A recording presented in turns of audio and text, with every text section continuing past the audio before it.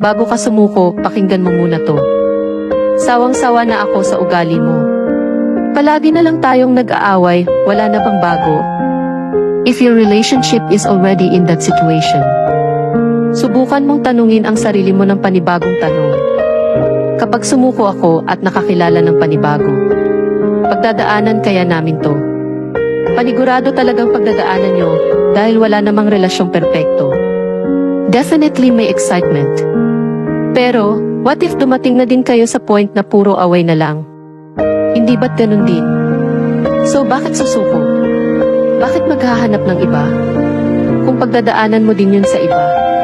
Diba? Imagine, palit ka ng partner, pero hindi ka nag-grow up. Having that mindset na kung akala mo mahahanap mo sa iba ang ginhawa sa isang relasyon is so wrong. Lahat ng relasyon dumadaan sa tensyon. Hindi lahat masaya, lahat nagkakaroon ng problema.